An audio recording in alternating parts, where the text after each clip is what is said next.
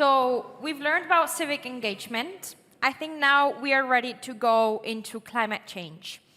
We will have now another great debate and discussion that delves into the crucial intersection of education and the climate emergency that we're living.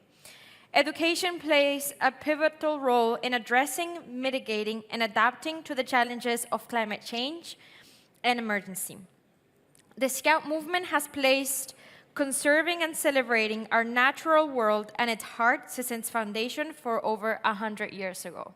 Yeah, thank you, Flor. And to moderate this urgent debate, I'll call on Emma Watson, who's the World Congress Program co-lead. And, well, welcome on stage, Emma. Thank you very much, Pierre. Thank you, Flor. Hello, everyone.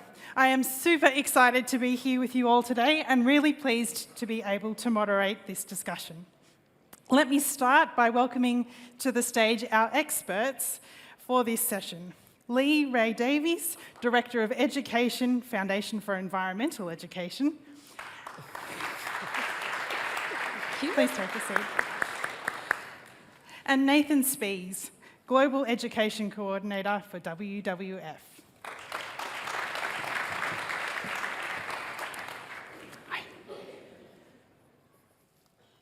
We're going to run this session a little bit differently. So shortly I'm going to ask Lee and Nathan to make their case for focusing our collective efforts on environmental education and why it's so important, why education systems need to change, and the critical role that our movement can play in driving this change. So Lee, I think you might be up first for us today, and we've asked you to prepare a 4-minute challenge for the Congress to frame this session and introduce some new ideas and help inform how we build our roadmap together. So the floor is yours. I have 4 minutes. Yeah. Okay. How to change the world in 4 minutes. No, I'll go. Well, I did have a plan. I don't have the high-tech thing. I had a plan. I've listened to you all this morning, and I'm going to change it so it makes sure it's addressing some of the things that have been raised already. So it is slightly different to what I'd initially said. So my name is Lee Ray Davies. I'm one of the directors for education at the Foundation for Environmental Education based in Denmark. We are the largest global education or environmental education program in the world. Some of you may have heard some of our accreditations. We have the Blue Flag Award for beaches and coastal and marinas. We have Green Key Awards for hotels. But the programs that I look after are the Eco Schools program, the Young Reporters for the Environment program that I'll be speaking to you about today, and the Learning About Forest and Ecosystems. I'm going to start off with the welcome that I've got here, and this enthusiasm that you've got for community is great. My request to you is do something, action this. We've been talking about how big the Scout movement is. There are 50 million of you globally. If you put that into context, if you were a country, you would be in the top 20 of the largest countries in the world. So imagine we've been talking about that collective impact. If each Scout group, if each organisation decided we're going to refuse to buy single-use plastics, we're going to go out on litter picks, that might not seem like on its own individually it's going to have a big impact, but the power that you have, and I've just been making note of some of the terms, the power that you have, and we heard today, for mega change, that voice, that collective power of the things that you could do. So I would recommend you to unite more, to start acting on big scale and get those policymakers, and some of them are in the room today, to listen to the Scout voice.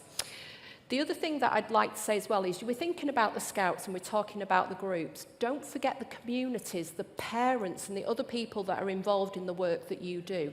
That's an even larger reach that you can potentially have. And I'm delivering a session on Sunday you're very welcome to attend, which is about our Young Reporters for the Environment, which is enabling youth leaders to have an impact on global policy for climate change. We currently have 6 of our Young Reporters for the Environment in the COP at the moment presenting. So what I'd also just like to say as well with you is to think about the Scouts after they leave you, when they are older. Think about the transferable skills that you're developing with those young Scout leaders to make them effective leaders of environmental change and environmental careers. Because the formal education is too slow. I don't know if you're aware, but certainly in the UK, it takes up to 7 years to add change to a curriculum. Through non-formal education organisations such as yourself, the Ski Scouts, even sporting clubs as well, you can act on change now. You can act on change quicker than it can be done in the formal sector. And the other thing to think about as well is that somebody was saying before, it's scary. It's a scary time. It's a scary terminology. It is. Environmental and sustainability are big words to tackle. But through lots of individual actions, you can make that change. And you are, if you think about it, creating the next generation of environmental leaders, environmental corporates, environmental inspirators. So please think about that. And I would also, finally, I know everyone's looking at time, I would say to our leaders in the room, think about targets that you might want to set internationally for your carbon footprints, for your waste footprints, and so on. Wow. Thank you Am I very on time? much, Lee. Good. Yeah, you made that in 4 minutes. Well done. Give Lee a round of applause for that, I think. Wow. Nathan, you have the same challenge. 4 minutes to give us a pitch. All right. Well, I just want to start by, I was thinking a little bit about my own journey. And, you know, I think my first sort of nature connection and also interest in outdoor adventure came from being in the Scouts in America.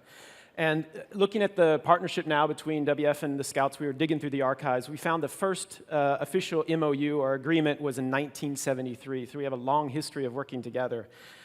I want to thank again the invitation to be up here. It's a real honor and privilege. And being from the US and now living in Austria and a white, straight male, I realize how much privilege that I have and how much of a responsibility that is to also ensure that we make our programs as equitable as possible.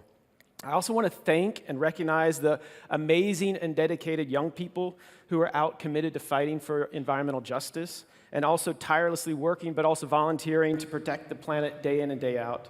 They're raising their voices, they're meeting with politicians, they're participating in decision making. They're also demanding that corporations raise their sustainable practices. And I also want to recognize just how frustrating it can be to know that we have so little time and how reluctant the world is to seem to change. Every report that comes out from the UN, from WWF with the Living Planet report, seems to be getting worse and worse. And many of us know we're not making a decision that's kind of nice to have, that this is an existential choice that we're making. And so as a result of human-induced climate change, we know that people, species, and landscapes are suffering and disappearing from the planet. And as we speak, and we're not just talking about polar bears somewhere, we're talking about communities, we're talking about island countries that are washing into the ocean, we're talking about unique ecosystems that we love and go to, and countless plants and animals that are going extinct. So the reality is, it's a critical situation, and it's going to get worse. But I want to also share a very important message with you. We cannot give up. You know, I talked to one of our climate specialists, and he said, you know, every fraction of a degree matters. So while we continue to miss our climate targets, the question is, how can we keep that increase as small as possible?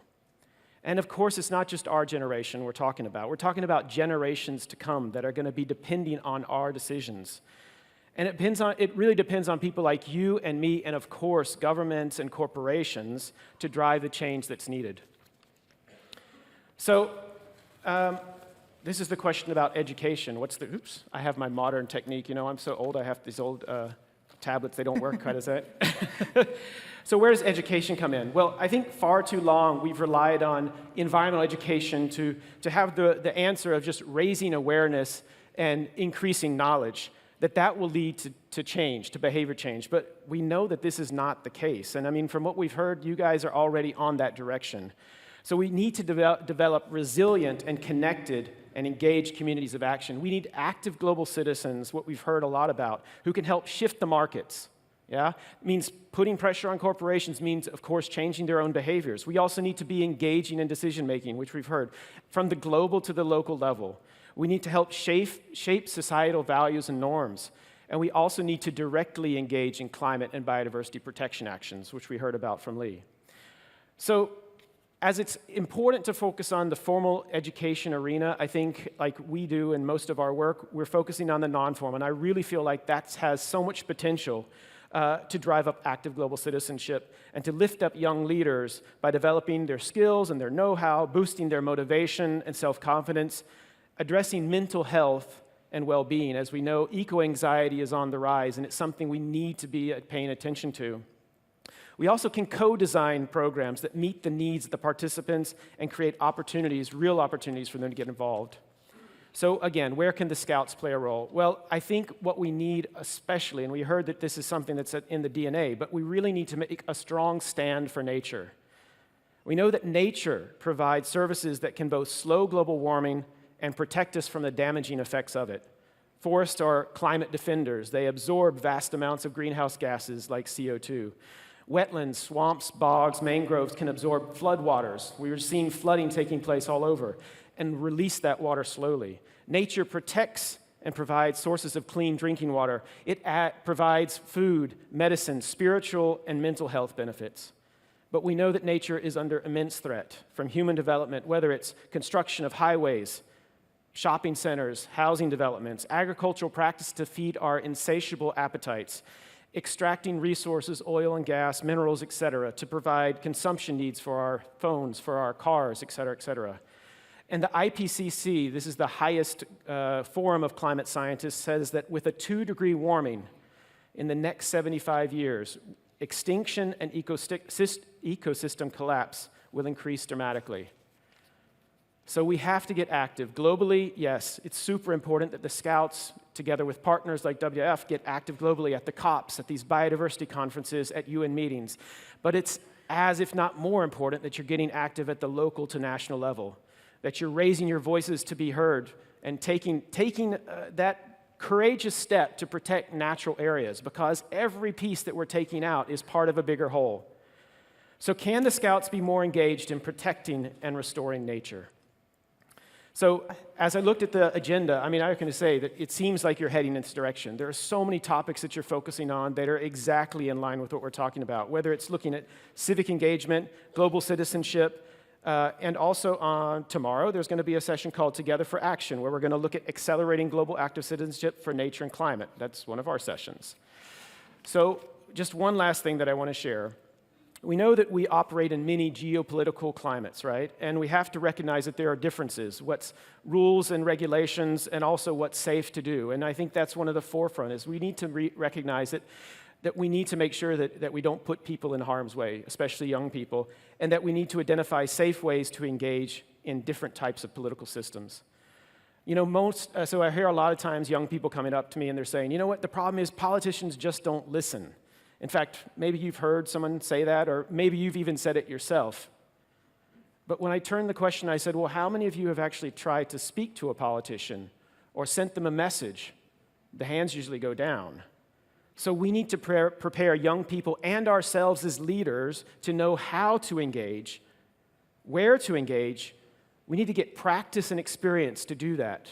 And we need to work together with others and partners to become collaborators. Because no matter where we are, we need to learn how to be diplomatic, respectful, and very creative. Thank you. Wow. Thank you very much. There's certainly a lot that you have given both of you have given us to consider. So building on these statements, we'd like to dig a little bit deeper and also give each of you the chance to reflect on the other's contributions. So Lee, can I start with you? Have you got some reflections, some things that might jump to mind on Nathan's challenges that he's expressed? Yeah, I think when we initially did this, the talk was how are different NGOs, how do different groups working together, how they were working separately and how they were doing and how they might have conflicting ideas. We didn't necessarily agree with that. We like this idea that we're all working together, okay? We're all trying to achieve the same target. So the things that Nathan's been saying here about how we can have that positivity, and the very last part about young people going, we spoke to politicians, they don't listen to us, they don't listen to us. That's what they can be driven through the Scouts. That's what can be driven through you. They do listen. Remember I said at the start of mine, there's so many of you. If all of your young people were going to their local MPs, were going to their local corporates, they were going to the education systems and the schools and saying, we want change, then hopefully more people will keep those hands up and say, yeah, we have spoke, and there is some impact. The voice will be heard. You were talking before about youth voice. We're not youth voice. It's beyond us now. It's these young people that you're looking after at the moment. Thank you. And as we go into this weekend, it also marks the start of COP28 in Dubai. Another crucial moment in the world's efforts to reduce carbon emissions. So for those of us that aren't experts, what are the big focus areas and what do you think our movement should be focused on when our youth representatives are there this week advocating for change? Me? Yeah. So we are at COP at the moment. Most of my team are at COP. I think I've got the better deal because I'm here with you guys today. So the big things that we're focusing on is the interconnectedness between nature and how we can learn to kind of connect with nature in a way that is good for mental health and well-being as well, but also helps with the climate impact.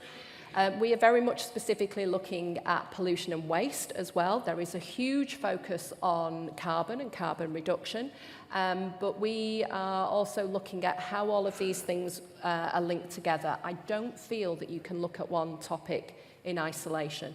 Biodiversity, climate, ecosystems restoration, waste and pollution, they are all interlinked.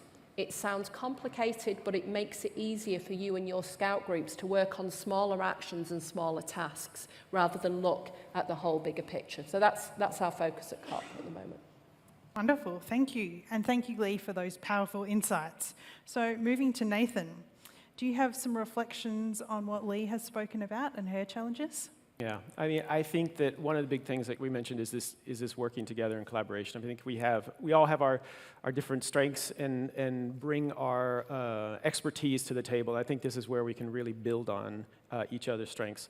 The other thing about actions is I think we look within the program. We are just releasing our new strategy for 2030 is the idea of how can we move people up an engagement pyramid. Of course, we need to provide entry-level things that keep people at first step of taste to action, active global citizenship, so that they understand, okay, I have the self-confidence, I have the motivation to do it. Okay, it wasn't so hard, but then to look higher and is it possible to really look at impact of what we're doing? So again, I think about providing opportunities for them to get higher and higher in their engagement from, again, it could be something as simple as starting off with starting a backyard habitat, or like we heard, doing a cleanup, or setting out planting some trees. And once you have that under your belt, then is there the next step all the way up to really driving societal change? So I think that's where I think we can focus on collaborations, but also look at trying to increase engagement to drive impact.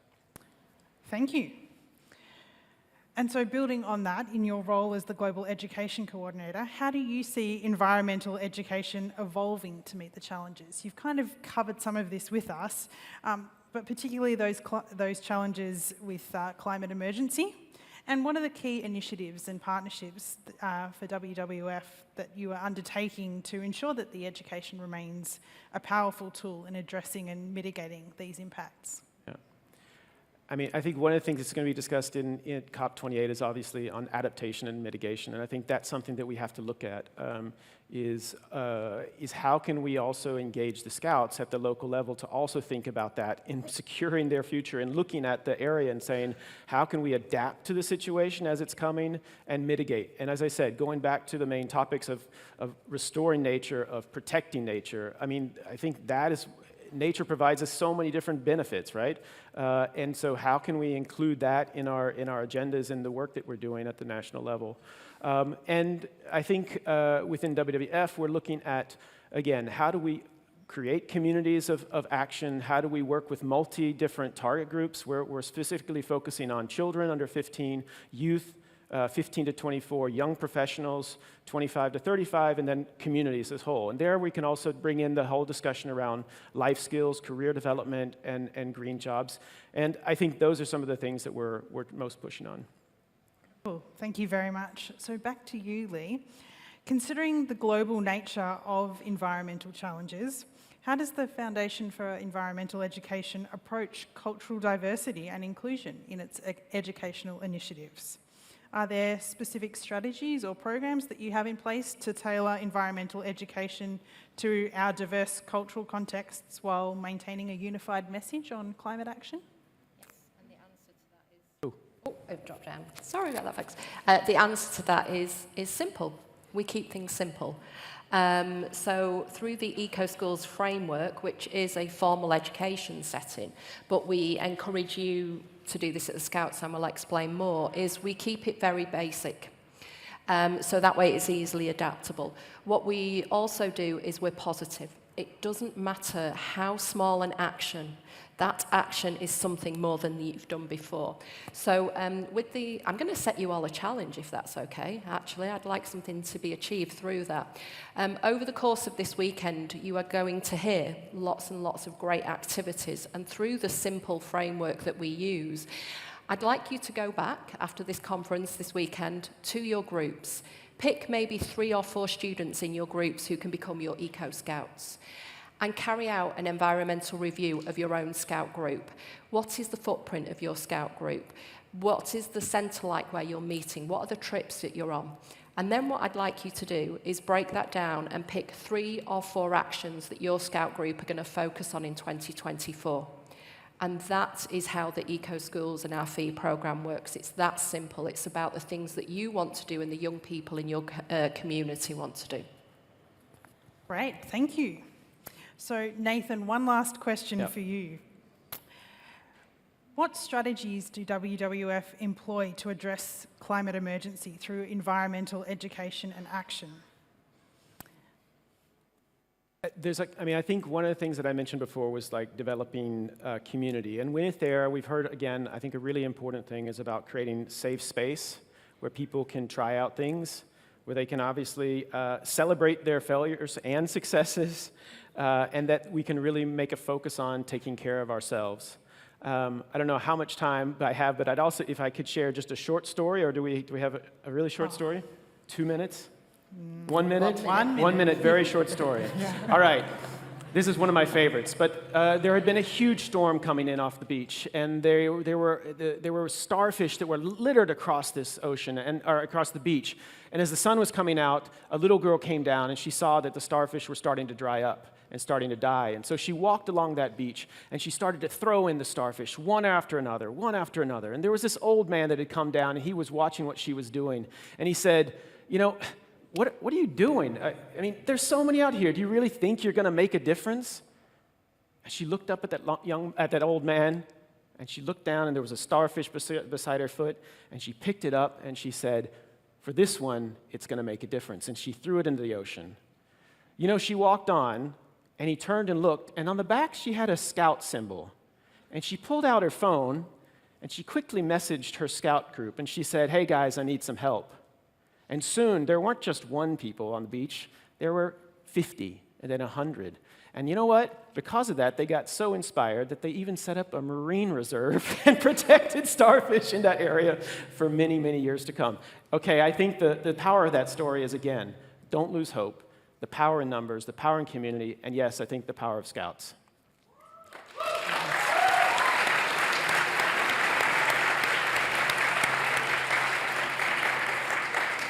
I'm not sure that was a minute, but... That's okay.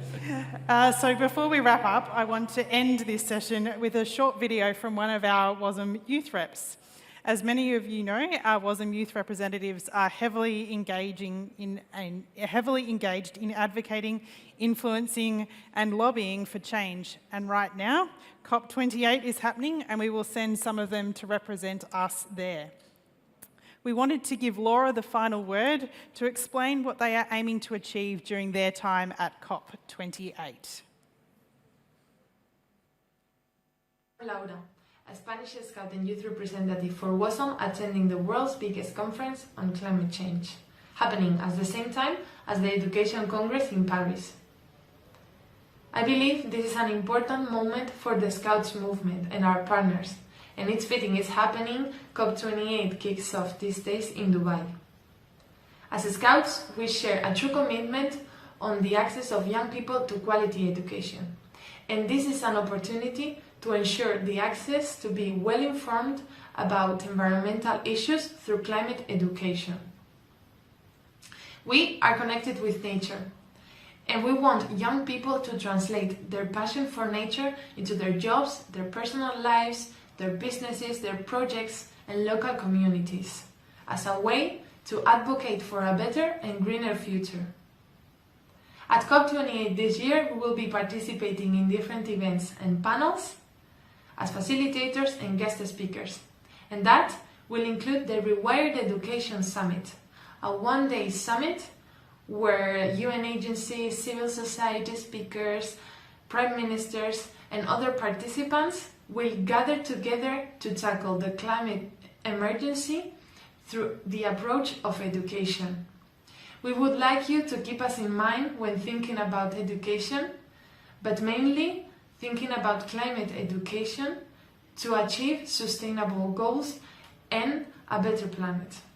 We want to transform the planet through transforming education. Bye-bye.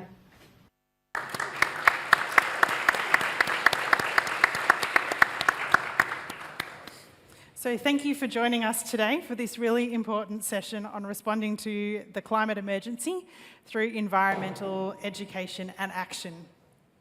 Our brilliant partners have provided invaluable insights into the critical intersection between education and the challenges of climate change.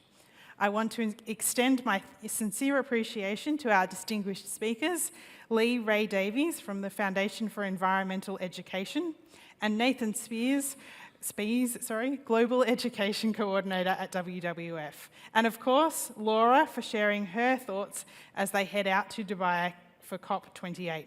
We wish them luck. Your expertise and passion have made this discussion truly impactful. As we navigate the complex landscape of environmental education and global climate action, your perspectives are invaluable. Thank you for sharing your knowledge and experiences. We're now going to hand back to our MCs, Flor and Pierre. Thank you very much.